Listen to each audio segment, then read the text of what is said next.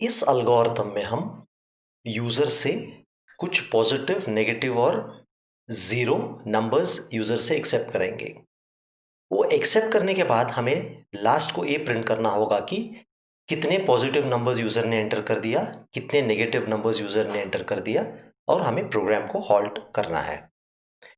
लेकिन इससे पहले हम आपको एक different type of repetition logic या लूप का स्ट्रक्चर बताना चाहते हैं। अगर अब तक आपने जो देखा है, जो लूपिंग स्टाइल था, उसमें ये था कि हम एक बार करने से पहले भी कंडीशन चेक करते थे, तब हम लूप बॉडी के अंदर हम एंटर करते थे। लेकिन ये रिपीट अंटिल लूप ऐसा है, कंपल्सरी ये एक बार तो एग्जीक्यूट होगा, चाहे कंडीशन ट्रू हो या फॉल्स हो।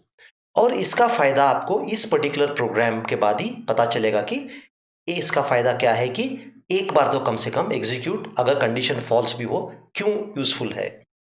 और दूसरी चीज़ ये है, इस रिपीट अंटिल का फंडा ये है, जब तक वो कंडीशन फॉल्स है तब तक वो body of the loop execute करते जाएगा। अगर आपने पिछले सारे प्रोग्राम देखे हैं, जब तक वो कंडीशन ट्रू था तब तक बॉडी ऑफ द लूप या स्टेटमेंट्स एग्जीक्यूट हो रहे थे। लेकिन इस पर्टिकुलर लूप में बॉडी ऑफ द लूप तब तक एग्जीक्यूट होगा जब तक कंडीशन फॉल्स ही रहेगा।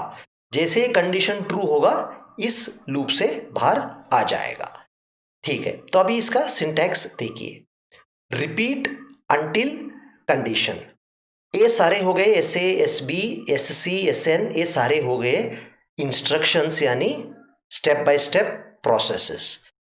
रिपीट और अंटिल ये standard way of writing repeat until है।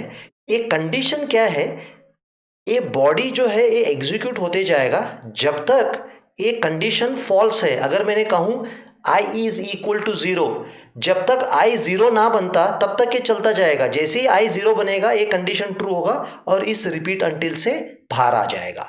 तो चलिए पहले हम एक प्रोग्राम देख लेंगे, उसके बाद हमें पता चलेगा कि इसका लॉजिक कैसे या कैसे यूज करना है।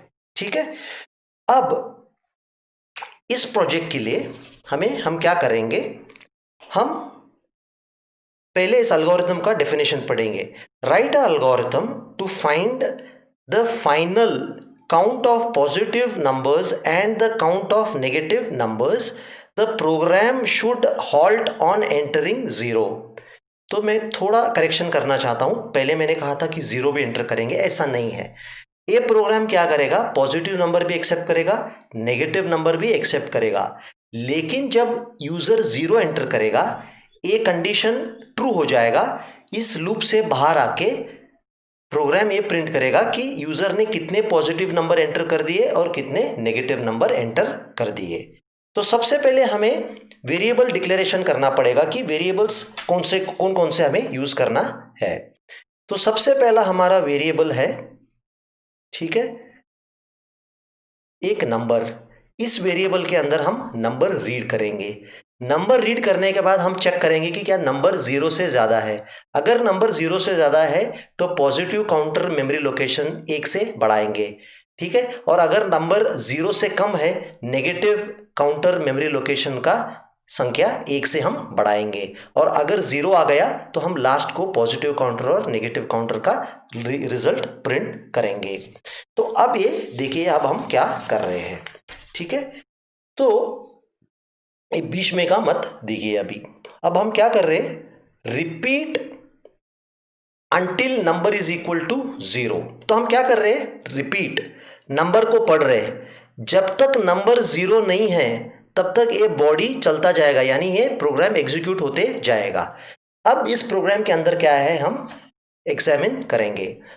अगर वो नंबर 0 से ज़्यादा है तब हम पॉजिटिव काउंटर का मेमोरी लोकेशन है वेरिएबल को 1 से बढ़ाएंगे। अगर एल्स नहीं यूज़ किया हमने, क्योंकि हमें केवल पॉजिटिव और नेगेटिव देखना है, अगर 0 आ गया तो इस लूप से बाहर आएगा। तो अगर नंबर 0 से कम है तब हम क्या करेंगे, नेगेटिव काउंटर को नेगेटिव काउंटर प्लस 1 से हम बढ़ाएंगे। तो ये लूप चलता जाएगा। इसमें क्या है, पहले हम नंबर पढ़ेंगे। अगर पहले ही नंबर 0 रहा तो ए भी फॉल्स होगा, ए भी फॉल्स होगा, और यहाँ हम कंडीशन ट्रू होगा और हम बाहर आ जाएंगे। जैसे ही नंबर 0 एंटर होगा हमें अगला स्टेप नंबर 3 और 4 करना पड़ेगा। स्टेप नंबर 3 और 4 में हम ये कर रहे हैं। अगर आप स्टेप नंबर 3 और 4 में देखोगे, स्टेप नंबर 3 और 4 में हम right positive count is positive counter, right negative count is negative counter, यानी ये काउंट ऑफ पॉजिटिव नंबर्स और काउंट ऑफ नेगेटिव नंबर्स आपको बता रहा है। अब हम क्या करेंगे, जैसे हम हर प्रोग्राम अब तक करने जाए और हमेशा करते रहेंगे, इस लॉजिक का टेस्टिंग करेंगे, तभी हमें पता चलेगा कि क्या है वर्क हो रहा है या नहीं है। तो सबसे पहले हमने क्या कर दिया, समझ लीजिए ये हमारा इनपुट सैंपल है। मैंने पहले ही इनपुट सारा डाल दिया, लेकिन इनपुट एक एक करके आएगा क्योंकि ये लूप में है, ठीक है। तो initial value of positive counter 0 है, नेगेटिव काउंटर भी 0 है। अब हम क्या करेंगे, जैसे ही एक नंबर पढ़ेंगे हम ये रिपीट अंटिल लूप के अंदर प्रोसेसिंग स्टार्ट करेंगे। तो repeat step number 2, read number. हमने -1 पढ़ा, क्या -1 0 से ग्रेटर है? फॉल्स है। -1 0 से कम है? बिल्कुल है। तो नेगेटिव काउंटर हमारा हो गया 1, पॉजिटिव काउंटर अभी भी 0 है। अगले बार जब हम रीड करेंगे नंबर 3 पढ़ रहे हैं हम यूजर से, जब 3 पढ़ रहे हैं, क्या 3 0 से ज्यादा है? बिल्कुल है। तो पॉजिटिव काउंटर क्या होगा? 0 + 1 होगा 1, ठीक है। और ये इसका वैल्यू चेंज नहीं होगा, नेगेटिव काउंटर अभी भी 1 रहेगा। अब अगले इसमें हमने 4 पढ़ लिया, रीड नंबर 4, क्या 4 0 से ग्रेटर है? ट्रू है। तो पॉजिटिव काउंटर क्या होगा? Old value of positive counter +1, 1 + 1 हो जाएगा 2, ये अभी भी रहेगा 1। अगला नंबर होगा -2, रीड -2 क्या 0 से ग्रेटर है? फॉल्स है। -2 क्या 0 से कम है? ट्रू है। Negative counter is negative counter +1, 1 + 1 ये भी हो गया अभी 2। तो दो पॉजिटिव नंबर, 2 नेगेटिव नंबर है अब तक। -9 अगला नंबर है, -9 क्या 0 से ग्रेटर है? नहीं है। तो पॉजिटिव काउंटर में कुछ नहीं होगा। -9 0 से कम है? बिल्कुल है। तो नेगेटिव काउंटर क्या होगा? 2 + 1 होगा 3, ये रहेगा 2। अब क्या होगा, 6 रीड करेंगे यूजर, 6 क्या 0 से ग्रेटर है? बिल्कुल है। तो पॉजिटिव काउंटर क्या होगा? 2 से 3 बनेगा, ये 3 ही रहेगा। अगला नंबर होगा 5 क्या 0 से बड़ा है? बिल्कुल बड़ा है। तो पॉजिटिव काउंटर क्या होगा? ये हो जाएगा 4, नेगेटिव काउंटर रहेगा 3। अगला नंबर जब हम पढ़ेंगे 2 क्या 0 से ग्रेटर है? सही है। तो पॉजिटिव काउंटर और 1 से बढ़ेगा, 4 से ये 5 बनेगा, ये रहेगा 3। जब हमने 2 पढ़ने के बाद हम इस कंडीशन में आए थे, यहां नीचे 2 = 0, ये फॉल्स था, इसलिए लूप चलता गया। इसका मतलब क्या है, -1 से 2 तक अब तक जो नंबर थे ये 0 नहीं थे, इसलिए ये लूप चलता गया। लेकिन अभी क्या होगा, अगला नंबर 0 है, हम नंबर 0 पढ़ रहे हैं। 0 के 0 से बड़ा है? नहीं है। 0 0 से कम है? नहीं है। 0 0 का बराबर है? 100% बराबर है। इसलिए अब क्या होगा, कंडीशन ट्रू होगा और हम थर्ड स्टेटमेंट पे आएंगे। थर्ड स्टेटमेंट पे क्या हो जाएगा, पॉजिटिव काउंट प्रिंट होगा 5, यानी आउटपुट स्क्रीन पे 5 होगा, नेगेटिव काउंट 3।